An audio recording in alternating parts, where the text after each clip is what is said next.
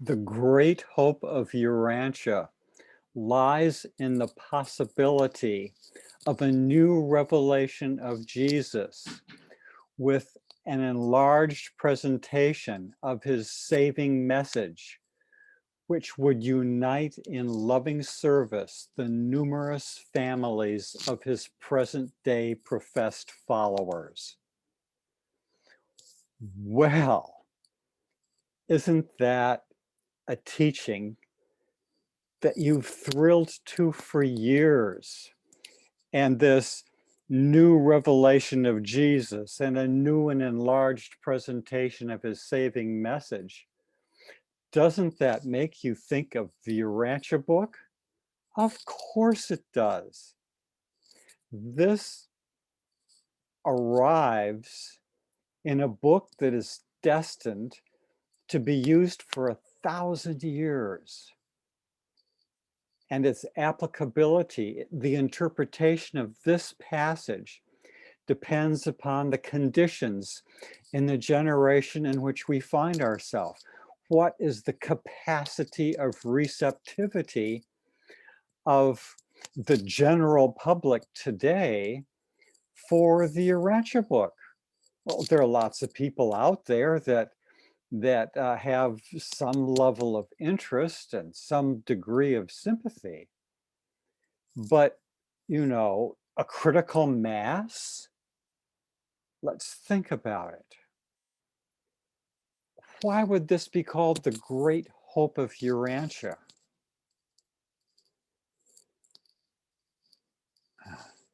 I think it represents plan A for the effect of the well-led Urantia book movement to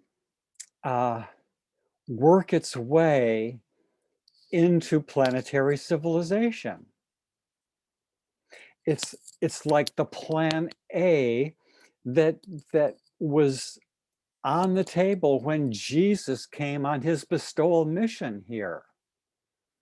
Plan A was to win over the religious leaders and the Jews more generally, so that the network of synagogues spread throughout, you know, the Mediterranean and way beyond, you know, would have its best opportunity to get to the whole planet. That plan A was understood from the start to be impossible of succeeding. But after Jesus' tour around the Mediterranean world, he was so convinced that that was the right choice that he ratified the decision that he be born in Palestine. And he lived out his mission there. Well, we're not guaranteed from the start that Christianity is just going to die. Yes, it's threatened, but let's listen here. Christianity exhibits a history of having originated out of the unintended transformation of the religion of Jesus into a religion about Jesus.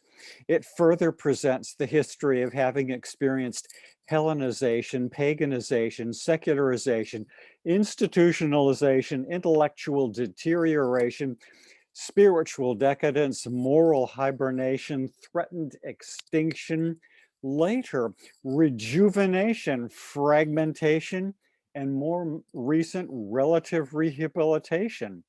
Such a pedigree is indicative of inherent vitality and the possession of vast recuperative resources. So if we've got the numerous families of the present day professed followers of Jesus, Eastern Orthodox, Roman Catholic, Protestant varieties, evangelical, mainline, charismatic, and none of the above, I mean, why write this off? Why write this off? So let me suggest to you another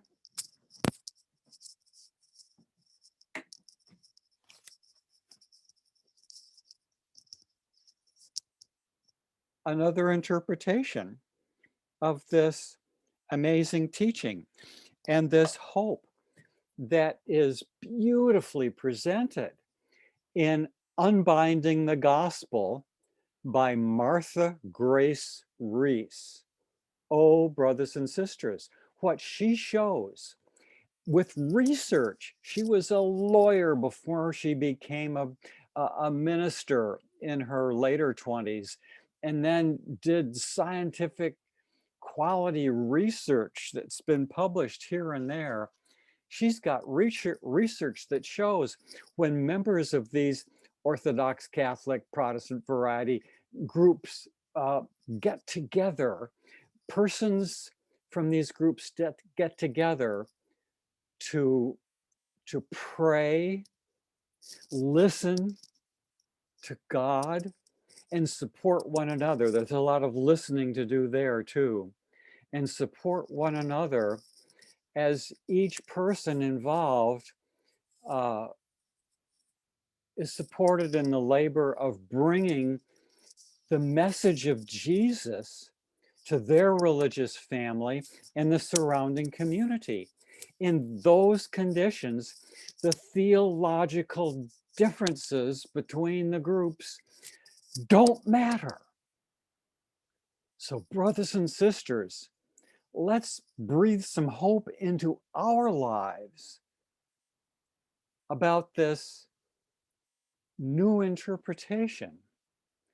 If the critical mass is not ready presently for the Urantia book, then our work is cut out for us at the beginning when it talks about how it is that Christianity has indeed done a great service for this world, but what is now most needed is Jesus. Does that mean that Christianity's service is over? No. The world needs to see Jesus living again on earth in the lives of spirit-born mortals who effectively reveal the master to all men. Well, there we have it. There we have it. So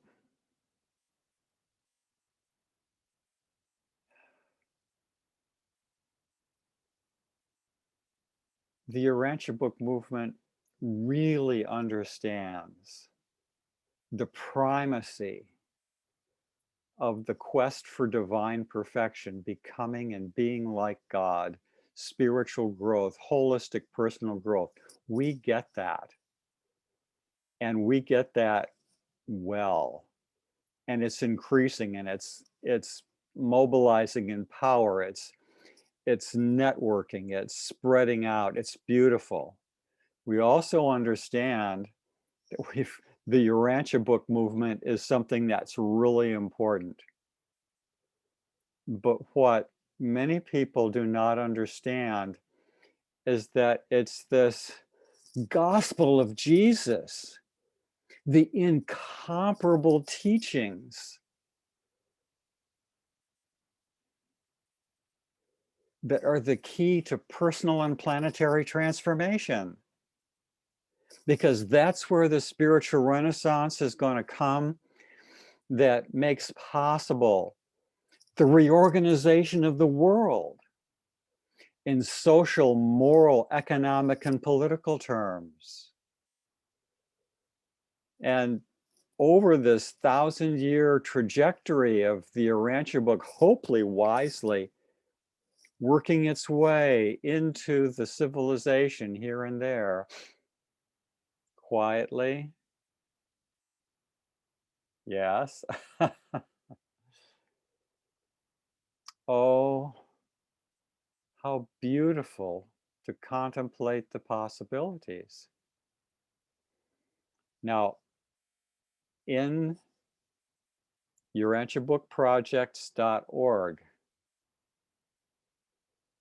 In the last section of these projects, the Urantia book movement, I begin with a digest of my research and teaching and experience since the late 70s working on this topic of the wisdom of introducing the Urantia book to others, and how, for the most part, having someone solidly established in the kingdom of God, the gospel teachings, is Jesus' way of having a person in the temple before you try to show the beauties of the temple.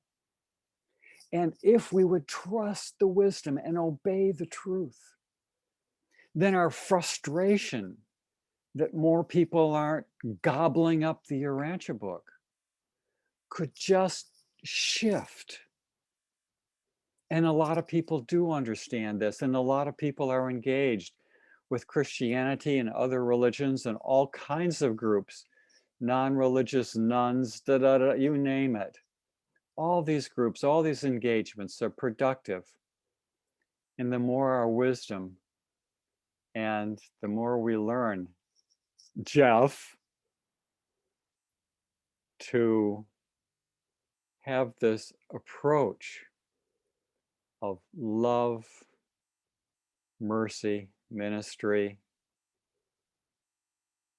the love of the Father indwelling, the mercy of the Son pervading, the dynamic effectiveness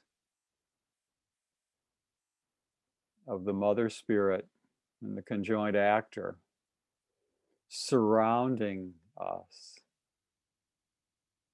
then our hopes, oh, we can dream the dreams in liaison with God. Nothing, absolutely nothing, is impossible. That'll do for today. Yes, indeed.